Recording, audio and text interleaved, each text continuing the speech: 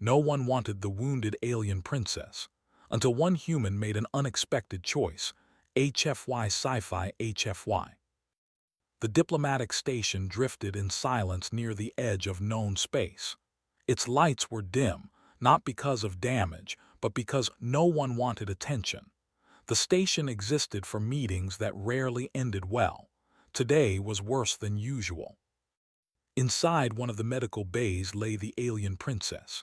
She was young by her species' standards, her tall frame wrapped in cracked ceremonial armor that had once marked her as royal. Now it only marked her as unwanted. Deep wounds crossed her side and shoulder, burned flesh from a failed assassination attempt. Her breathing was slow and uneven. Machines from several species surrounded her, but none were actively treating her anymore. The doctors had already made their choice. By the laws of her empire, a royal who lost a succession struggle was considered dead. If she survived, she would become a symbol. Symbols caused wars. No government wanted that risk, not even her own people. Representatives from different species stood behind a transparent barrier, watching her like a problem instead of a person. "She is no longer protected," said a tall, insect-like diplomat. "Our treaty allows us to remove liabilities." "Agreed," replied another voice, cold and metallic. "Ejecting her is the cleanest solution." A countdown timer appeared on a nearby display. 30 minutes until the medical bay would be depressurized. The station crew would claim it was an accident. Records would be erased. Everyone would move on. Almost everyone. At the far end of the room stood a human. Elias Carter was not important by galactic standards. He was not a diplomat or a soldier. He wore a simple medical uniform with faded patches from old missions. His hair was dark, his face tired, his eyes sharp in a quiet way. Humanity had sent him as part of a small humanitarian observer group, mostly to learn and stay out of trouble. He had been silent during the discussion. Humans usually were in rooms like this. But he had been watching the princess, not the diplomats. He noticed how her fingers twitched when the station vibrated. He noticed her breathing changed when voices grew louder.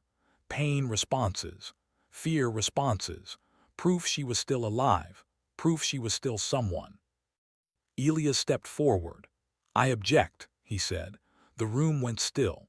Several heads turned slowly toward him. A human speaking up in a royal matter was unexpected. A human objecting to a decision made by major powers was almost funny. "You have no standing here," said the insect diplomat. "This does not concern your species." "She's a patient," Elias replied calmly. "That concerns me." A low sound of irritation passed through the room. "She is a former royal asset," another diplomat said. "Her status voids humanitarian protection." Elias raised his wrist and activated his datapad. Not under Article 7 of the old Relief Accords, the ones signed after the border plagues, the ones everyone forgets until they need help.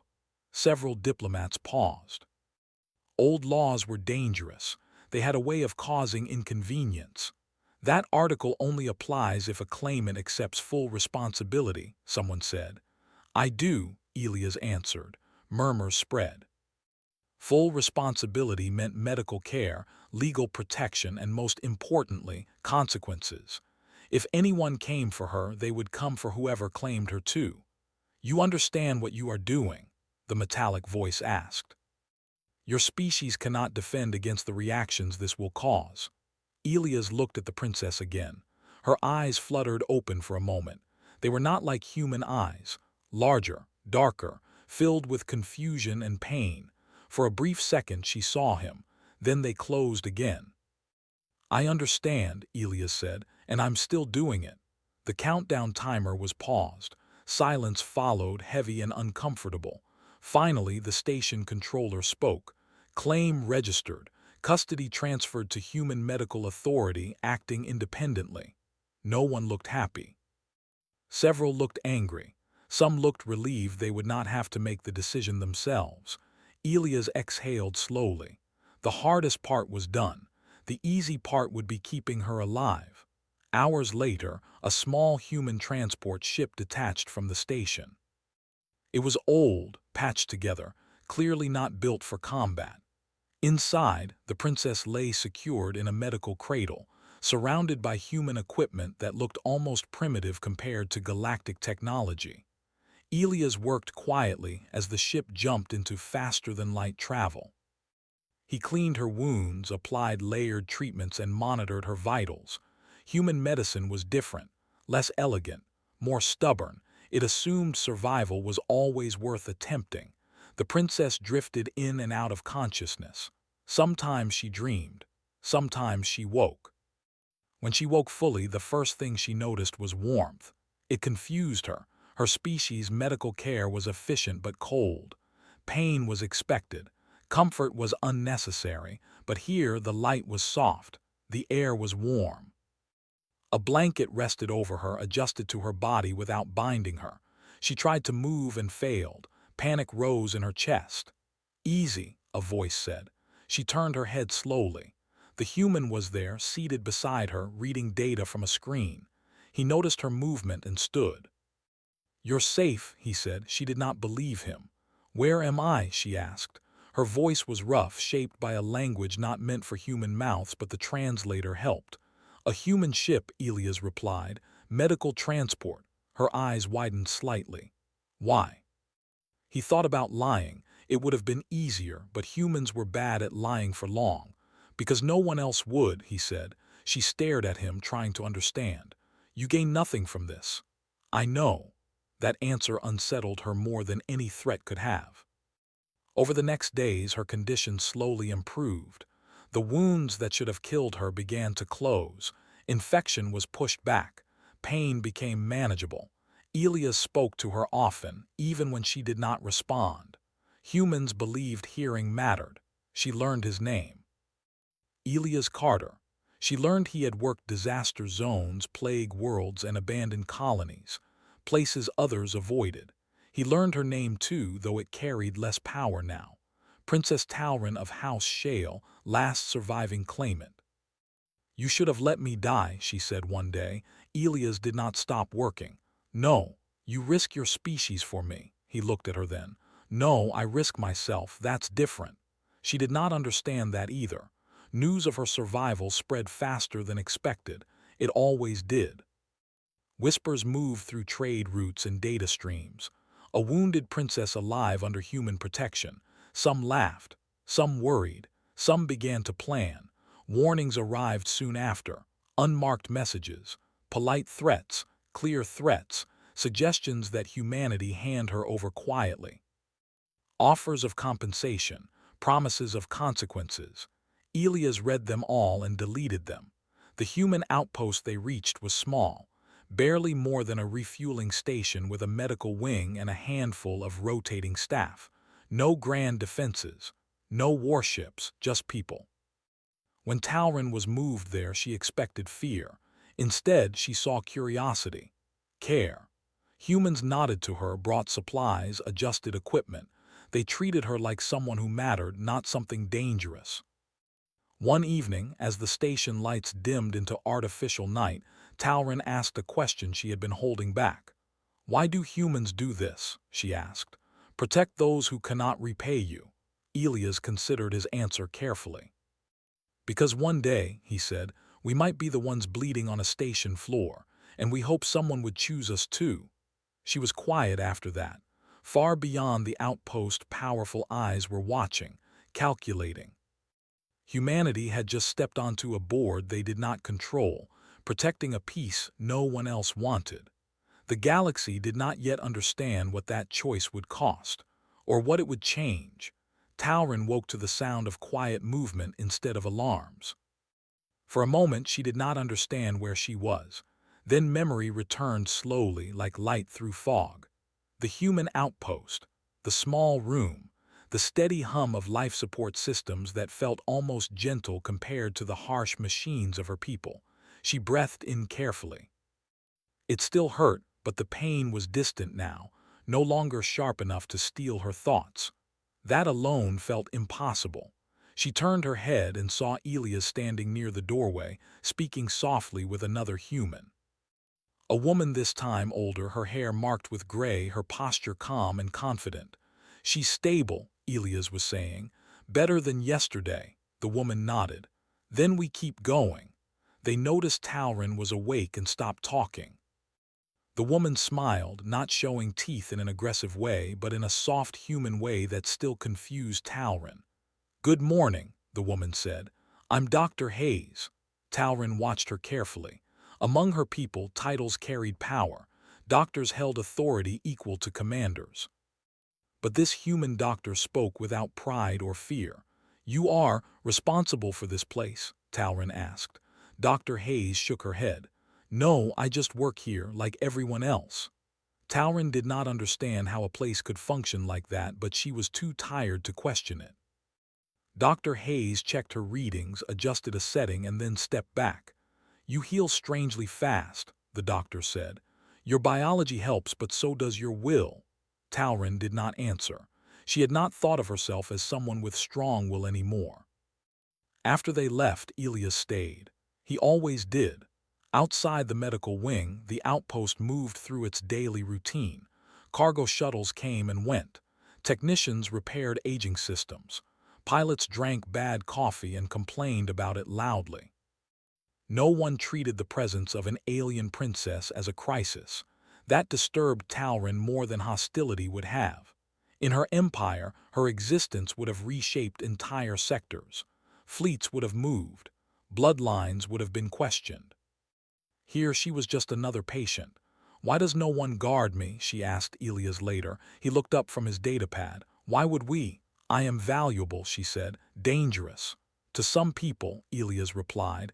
"To us, you're recovering." That answer stayed with her. Messages continued to arrive. Some were formal, requests for confirmation of her identity, claims that she was being held against her will. Others were less polite, warnings about what would happen if humans continued their protection. The outpost commander, a quiet man named Rook, read them all without visible reaction. "They think we're pretending to be brave," he said to Elias one evening. "They think this is a mistake." "Is it?" Elias asked. Rook looked through the observation window at the stars. "Maybe. But humans have made worse mistakes for smaller reasons." Talrin overheard that conversation from her room. She did not like the word mistake being used about her survival. As days passed, her strength returned. She could sit up on her own now. She could walk short distances with help. The humans encouraged her every small success as if it mattered. When she took her first steps without support, Elias clapped before he could stop himself. He looked embarrassed afterward. Talrin found herself doing something dangerous. She smiled. It surprised her. The expression felt unfamiliar, stretching muscles that had rarely been used that way. It faded quickly, but the feeling stayed. At night, when sleep came slowly, she thought about her past, about the council chamber filled with sharp voices, about her cousin's cold smile as the guards closed in, about the pain of betrayal that hurt more than her wounds. Humans did not ask about those things unless she chose to speak. That choice mattered. One evening, as artificial night settled over the outpost, Talrin found Elias sitting alone in the common area. A screen glowed in front of him, showing lines of text moving too fast for her to read. "Bad news?" she asked. "Uncomfortable news," Elias replied. "Same thing sometimes." He hesitated, then turned the screen so she could see. The translator adjusted the text into her language. A coalition of minor powers had issued a joint statement. They accused humanity of destabilizing the region, of interfering in sovereign matters, of harboring a political weapon. Talrin closed her eyes briefly. "They will come," she said, "soon." "Probably," Elias agreed. "You should let me go," she said. "Give them what they want." "And what is that?" he asked. "Me," she answered, "dead or controlled." Either way, Elias shook his head slowly. "No, you do not understand," she said, frustration rising. "If they attack, people here will die." "Maybe," he said honestly, "but if we hand you over, you will die. That part is certain. She looked at him sharply. You would choose your people's lives for mine, he met her gaze. No, I choose not to decide someone else's death to make things easier.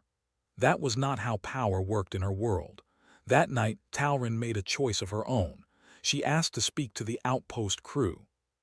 They gathered in the main bay, humans standing in loose groups, curious and cautious. Talrin stood at the center, supported by a brace but standing on her own. I am Talrin of House Shale, she began. I was born to rule. I was trained to command. I was taught that lives are resources. Some shifted uncomfortably. I was also taught that mercy is weakness, she continued. That belief nearly killed me. She looked at Elias, then back at the group. You owe me nothing, she said. I will not ask you to fight for me. If you choose to leave, to send me away, I will not resist. Silence followed. Then a mechanic spoke up. That's not how this works. Others nodded. You're here, said a pilot. That makes you one of our problems. We don't dump our problems out in airlock. A few laughed softly. Talrin felt something tighten in her chest. Not pain, something else. The crew dispersed after that, their decision made without a vote, without ceremony. It was simply understood. The threats became louder after that. A patrol fleet from a nearby power entered the system under the excuse of inspection. Their ships were sleek, armed, and far larger than anything the outpost possessed. Talrin watched them appear on the sensors, her hands trembling. They will take me, she said quietly. Not without asking, Rook replied. They will not ask, she said. Elias stood beside her. Then we don't answer right away. The fleet sent a message, formal, demanding surrender of the princess. Rook responded with a request for legal clarification under humanitarian law. It bought them time. During that time, humans did something strange. They prepared, not for war but for resistance. Old cargo ships were modified. Communication relays were repositioned. Civilian vessels practiced coordinated movement patterns, nothing aggressive. Nothing that looked like a military response. Talrin watched it all with growing confusion. You cannot win, she told Elias. He nodded. We know. Then why? He smiled slightly. Because winning isn't always the point. The fleet grew impatient. Their final message arrived, stripped of politeness. Surrender the princess or be removed. Talrin closed her eyes. This was where her story should have ended. Instead, Elias placed a hand on her shoulder. Stay behind me, he said. She opened her eyes. For the first time in her life, someone was choosing her not because of her title, her bloodline, or her usefulness. They were choosing her because she was there. And the galaxy was about to learn that humans, when they choose something, do not do it halfway. The first shot was never fired. That surprised everyone watching. The alien patrol fleet held position just outside the outpost's immediate space. Their ships were elegant, sharp-edged, built to intimidate as much as destroy. They had expected panic. They had expected surrender. They had expected humans to fold the moment real pressure arrived. Instead, the outpost stayed quiet. No weapons powered up. No shields flared. No dramatic speeches were broadcast. Just silence. Inside the command room, Commander Rook stood with his hands behind his back, eyes fixed on the tactical display. Elias stood nearby, arms crossed, jaw tight. Talrin sat in a reinforced chair behind them, her posture straight despite the brace still wrapped around her torso. They're waiting for us to blink, Rook said calmly. They don't understand waiting, Elias replied. Not like humans do. Talrin watched the alien ships carefully. She knew their doctrine. They believed hesitation was weakness. In her culture, patience was a luxury only the powerful could afford. Humans were doing something different. They were forcing the enemy to make the next move. A transmission came through, sharper than before. This is your final warning, the alien commander said. Transfer the royal asset immediately. Rook leaned forward slightly. Request denied, clarification pending. The alien commander paused. That pause lasted only a second, but it was enough. Talrin felt it, confusion. They don't know what to do, she whispered. Elias nodded. That's when they make mistakes. The first move came not as an attack but as an advance. 3 alien ships moved closer, crossing an invisible line of space control. Their weapons powered up, glowing faintly. At once, the outpost reacted. Cargo ships detached from docking arms and drifted into loose formation. Old mining vessels adjusted their paths. Navigation beacons shifted positions, sending out altered signals. To the alien sensors, space suddenly looked wrong. "What are they doing?" the alien commander demanded. No one answered. Human civilian ships did not form a battle line. They formed chaos, random movement. Overlapping signatures, false mass readings. Old engines pushed beyond safe limits, creating radiation noise. The alien targeting system struggled to lock on. "They're hiding behind civilians," one alien officer snarled. "No," another replied slowly. "They are civilians." That made it worse. Human ships moved close enough to interfere with scans, then drifted away. Some shut down entirely, becoming dead-weight obstacles. Others burned bright, drawing attention. The alien fleet hesitated again.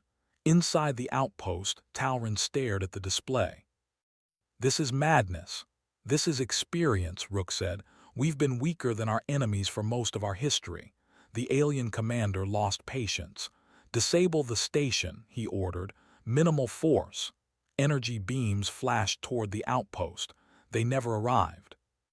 Human ships moved at the last second, crossing paths, forcing the alien weapons to cut power or risk hitting non-combat vessels. One alien ship fired anyway, clipping an old freighter. The freighter spun, damaged but intact. The moment that happened, everything changed. Emergency signals flooded the system. Human distress codes, legally binding under multiple treaties. Recorded, time-stamped, undeniable. "You fired on civilians," Rook said quietly. Talron felt her breath catch. "They won't care." "They will," Elias said. "Later." And later matters. The alien fleet pulled back slightly, regrouping. Their commander's voice returned, colder now. "You are manipulating legal frameworks." "Yes," Rook replied. "We learned from the best." While attention focused on the standoff, something else happened. Small human drones launched from places the aliens had not bothered to scan. Maintenance hatches, cargo bays, even escape pods repurposed for one final job. They carried no weapons. They carried data. Each drone broadcast a compressed packet across open channels. Sensor logs, weapon discharge records, communications intercepts, everything recorded, everything clean. Talron recognized the pattern. "You are exposing them," she said softly. "To everyone," Elias replied. "Transparency scares tyrants more than guns." The alien commander realized too late. His private channel requests spiked. Allied observers demanded explanations. Neutral traders backed away, unwilling to be near a possible war crime. Still, pride pushed him forward. "Prepare boarding parties," he ordered. "We take the station directly."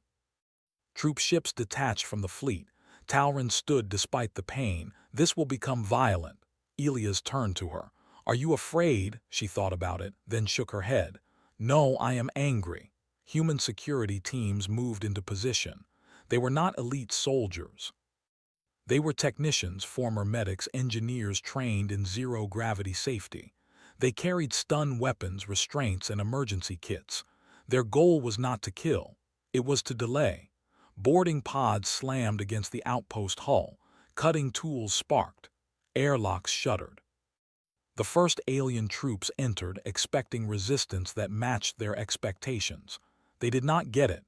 Humans did not meet them head-on. Corridors shifted as bulkheads sealed and reopened. Gravity fluctuated. Lights flickered. Fire suppression foam filled spaces, making movement slow and vision poor. Aliens trained for direct combat struggled in an environment that refused to behave. Human defenders struck, retreated, vanished, always targeting sensors, mobility systems, communication units. Never aiming to kill, always to confuse, Talrin watched security feeds in disbelief. They are dismantling them, she said, without destroying them. That's the idea, Elias said.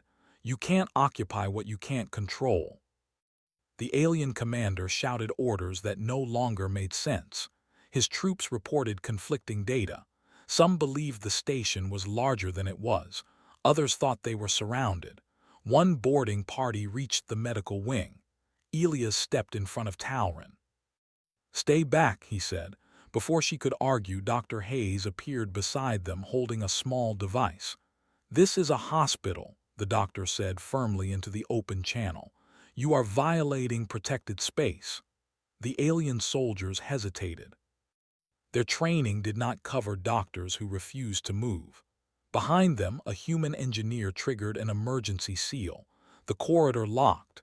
The aliens were trapped, sealed in a safe environment, cut off from command, captured without a single fatal shot. One by one, the boarding parties were neutralized. Some surrendered. Others were simply stuck, unable to move forward or back. The alien fleet realized the situation was slipping out of control. They fired again. This time they aimed away from civilian ships, striking empty space near the outpost. A show of force. A threat. Human response was immediate. Every ship, every station, every drone in the area transmitted the same message. Human distress beacons, not cries for help. Records. Evidence, proof. Talrin understood then. Humans were not trying to win a battle, they were winning the story. The alien commander ordered a retreat, not because he had lost militarily, but because staying meant exposure, investigation, sanctions, political collapse. As the alien ships pulled back, the outpost remained standing, scarred, shaken, but alive. Talrin lowered herself into a chair, exhaustion flooding her. Elias finally let out a breath he had been holding for hours. "You did this for me," she said quietly. He shook his head. "No. We did this because someone crossed a line." She looked at the screen showing the retreating fleet. "In my world," she said, "power takes, it dominates." He smiled tiredly. "In ours, power sometimes just refuses." Talrin closed her eyes. For the first time since the coup, she felt something she had not expected to feel again. Hope. And far away across the galaxy, leaders watched the recordings, watched humans stand against stronger forces without cruelty, watched them win without conquest, and began to worry what would happen if humanity ever decided to stop holding back. The outpost did not celebrate after the alien fleet retreated. There were no cheers, no speeches, no claims of victory. Humans cleaned up instead. Damaged ships were towed in. Injured crew members were treated.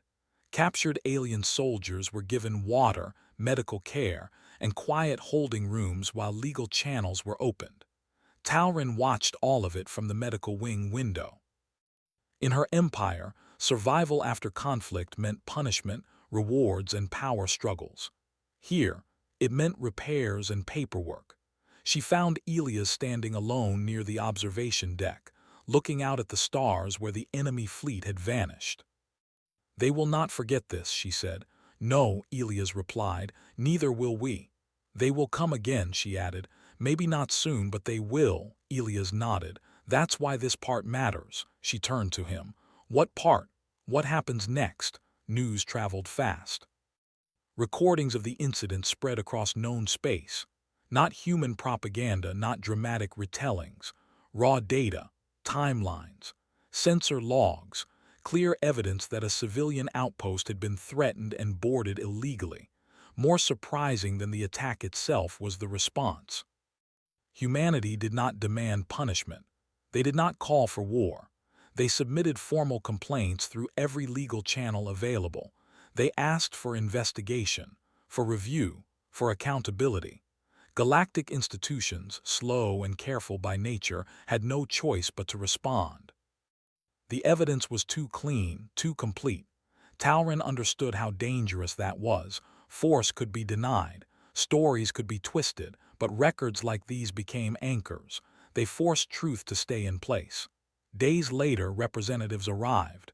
neutral observers, trade authorities, legal delegates from species that had once ignored humanity entirely. They inspected the outpost, interviewed crew, reviewed logs. They also spoke to Taurin. She stood before them, no longer lying in a bed, no longer hidden. She wore simple human clothing adapted for her form, no royal symbols, no guards. "You are free to leave," one observer said carefully, "if you wish."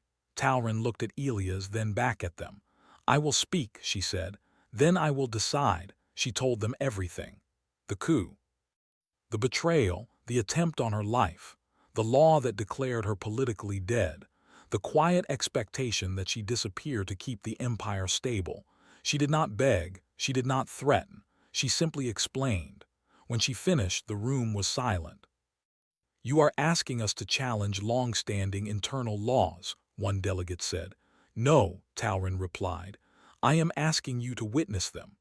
That changed the tone. The observers left with more than they had expected. Soon after, a message arrived from Taurin's home empire. It was carefully worded, cold, formal. They acknowledged her survival. They denied wrongdoing. They demanded her return under protective custody. Taurin read the message slowly, then handed it to Elias. "They still think I am property," she said. Elias did not hide his anger. "Do you want to go back?" She considered the question seriously. "I want to go back," she said, "but not like that." Humanity made a decision that surprised even some humans. They did not escort Taurin home with a fleet. They did not negotiate behind closed doors. They requested an open hearing, a public one. It was unprecedented. Galactic law allowed it, technically, but no one had ever pushed for it so openly. Internal royal matters were usually hidden behind tradition and authority. Humans ignored the tradition. The hearing was broadcast across multiple systems. Observers gathered. Records were shared. Testimonies were logged. Taurin stood before representatives of her own people, weakened but unbroken. She spoke of law, of duty, of how a system that discarded the wounded eventually consumed itself. She spoke of humans, of a species with little power that still chose responsibility. She did not claim the throne. She challenged the idea that only the strong deserve to rule. The response was not immediate. Empires moved slowly, but something shifted. Certain houses withdrew support from the coup leaders. Internal pressure built. The truth, once exposed, refused to stay quiet. Months passed. Taurin remained with the humans during that time, not as a prisoner but as a guest. She learned their customs, their disagreements, their strange habit of arguing openly and still working together afterward. She trained with them as her strength returned, not in combat but in negotiation, logistics, and crisis planning. Elias watched her change. "You're different," he said one day. She tilted her head. "So are you." "That's probably true," he admitted. The final message came without ceremony. The coup leaders had been removed, some arrested, some exiled. The council declared the old law regarding political death suspended pending review. Taurin was recognized, not as ruler, as witness. She would return home not to command but to help rebuild. Humanity was offered rewards, trade advantages, technology access, political favor. They declined most of it. They asked for observer status in future humanitarian hearings, for shared rescue protocols, for clearer protections of civilians across borders. Small things, dangerous things. Taurin stood at the docking bay as she prepared to leave. A human ship would escort her to the edge of her people's space, nothing more. Elias walked with her. "I don't know how to thank you," she said. He shook his head. "You don't owe us anything." She studied him carefully. "That is not how debts work where I come from." "Then maybe," he said gently, "you can change how they work." She extended a hand, copying a human gesture she had practiced. He took it. The ship departed quietly. Years passed. Humanity grew, not through conquest but through reputation. When disasters struck, humans arrived. When laws failed, humans asked uncomfortable questions. When smaller species were threatened, humans recorded everything. They became known as witnesses, that frightened powerful beings more than fleets ever had. One day, humanity faced its own crisis.